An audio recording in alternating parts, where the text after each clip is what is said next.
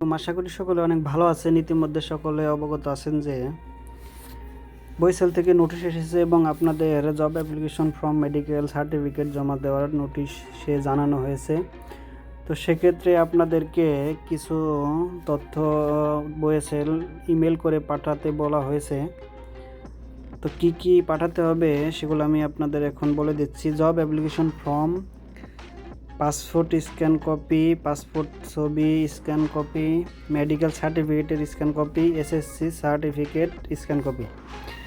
তো সেক্ষেত্রে এখানে দেওয়া আছে যে জব অ্যাপ্লিকেশন ফর্ম সর্বোচ্চ 100 কেবি, অর্থাৎ আপনাকে সর্বোচ্চ 100 কেবির নিচে হতে হবে। 100 কেবি অথবা 100 কেবির নিচে হলে সমস্যা নেই, 100 কেবির উপরে যাওয়া যাবে না। পাসপোর্ট 80 কেবি, আপনার পাসপোর্ট 80 কেবি এর উপরে যাওয়া যাবে না। পাসপোর্ট সাইজ ফটো, সেই ফটোটি আপনাকে 50 কেবি সর্বোচ্চ, এর নিচে হলে সমস্যা নেই, উপরে হলে সমস্যা।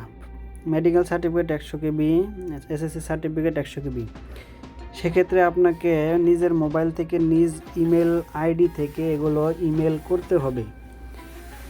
তো এগুলো আপনি প্রথমে কম্পিউটার দোকানে গিয়ে জব অ্যাপ্লিকেশন ফর্ম পূরণ করার সময় নিজ মোবাইলে ইমেইলে এমএস ওয়ার্ডে নিয়ে নেবেন।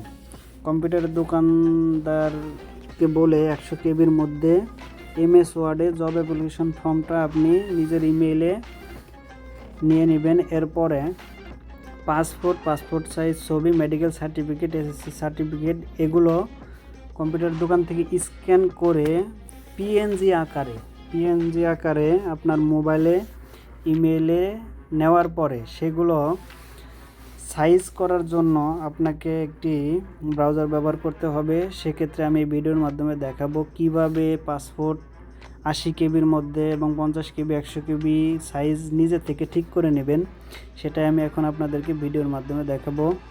তো চলুন আমরা এখন আপনাদের মাঝে শুরু করি ভিডিওটি, কিভাবে আমরা কনভার্ট করে সাইজ ঠিক করে নিব। সেক্ষেত্রে আপনারা কমেন্ট বক্সে লিঙ্ক থাকবে, সেখান থেকেও লিঙ্কে ক্লিক করে কাজ শুরু করতে পারেন, অথবা যে কোনো ব্রাউজারে গিয়ে, আমি চলে যাচ্ছি ক্রোম ব্রাউজারে। তো সেক্ষেত্রে ক্রোম ব্রাউজারে গিয়ে আপনারা সার্চ করবেন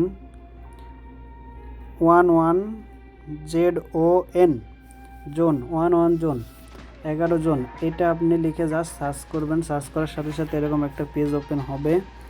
সেক্ষেত্রে আপনার নিচে দেখুন যে কয়েকটা অপশন চালু হয়েছে। এখানে সবগুলোর মধ্যে প্রথম যে দুইটা দেওয়া আছে, এই দুইটার মধ্যে যে কোনো একটা আপনি টাচ করলেই হবে।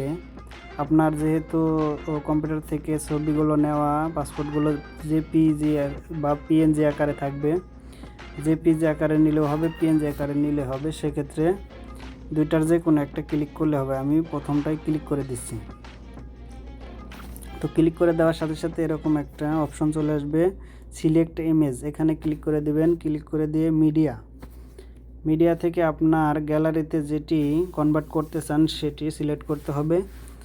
তো সেক্ষেত্রে আপনাদের আমি দেখিয়ে দিই যে এখানে আমার এই ছবিটা আমি সিলেক্ট করব। সেক্ষেত্রে এখানে সাইজটা দেখুন যে 2.74 MB, 2.74 MB এর সাইজ। এটা আমি কমিয়ে আমার যে কাঙ্ক্ষিত কেবি সে কেবিতে নিয়ে আসব। তো আমি সিলেক্ট করে নিলাম ছবিটি। এখানে সিলেক্ট করার সাথে সাথে এরকম দেখাবে। তো আমার প্রকৃত যে সাইজ সেটা উপরে শো করবে, কনভার্ট হওয়ার পরে যে সাইজ এটা নিচে শো করবে। তো এখন আছে 226 কেবি, আমার ছবিটা প্রয়োজন 50 কেবি, আমার ছবিটা 50 কেবি প্রয়োজন। সেক্ষেত্রে 226 কেবি এখানে দেওয়া আছে। তো আমি কমানো বা বাড়ানোর জন্য এখানে ব্যবহার করব এই আইকনটি। এখানে এটি বাড়িয়ে বা কমিয়ে কম বেশি করা যাবে এবং এখানে পার্সেন্ট উঠবে, কত পার্সেন্ট কনভার্ট হচ্ছে এখানে। তো আমি এখানে একটু বাড়িয়ে দেখি কি হয়। এখন বাড়ানোর পরে এভাবে রেখে দিলে হবে না, কম্প্রেস যে এখানে একটা ক্লিক করে দিতে হবে। ক্লিক করে দেওয়ার পরে দেখুন যে এখানে কমে 106 আসছে। তো আর একটু বাড়িয়ে দেই, 100 দিয়ে কম্প্রেস করলে সেক্ষেত্রে 11 কেবি চলে আসছে। 93 দিলে 52 কেবি আসছে। আমাদের লাগবে 50 কেবি। তো 94 দিয়ে দেখি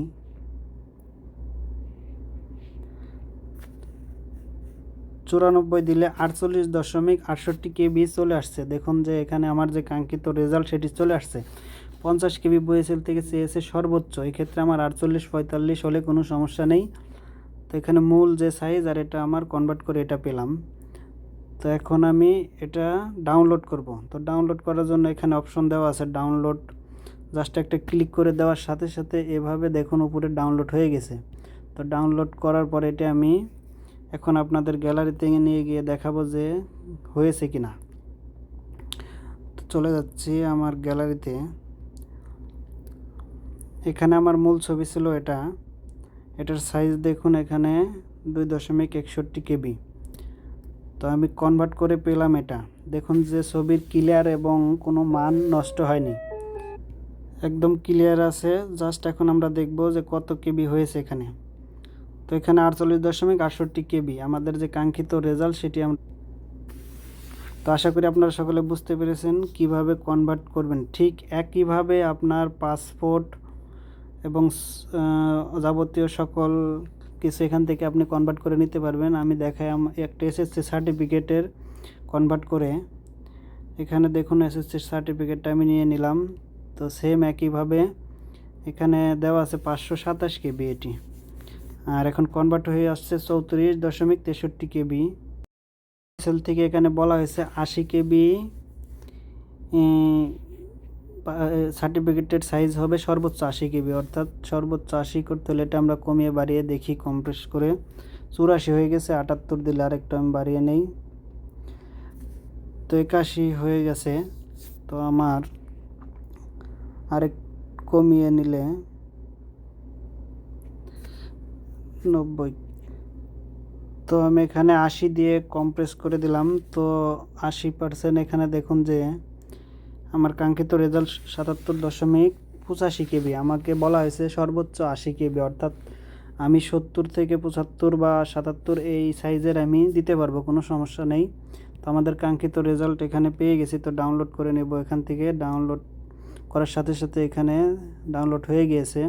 তো গ্যালারিতে গিয়ে আপনাদের দেখাবো যে ঠিকভাবে আমাদের কনভার্ট হয়েছে কি না। তো ডিটেলসে গেলাম, দেখুন যে এখানে 77.85। তো সেম একইভাবে আপনারা প্রত্যেকটি কাগজ এই লিঙ্কে গিয়ে ঠিক এভাবে কনভার্ট করে নিয়ে এরপরে কাঙ্ক্ষিত ফলাফল পেতে পারেন। তো সকলে ভালো থাকবেন। ভিডিওটি এ পর্যন্তই, পরবর্তীতে অন্য কোনো ভিডিওতে কথা হবে। আসসালামু আলাইকুম রহমতুল্লাহ।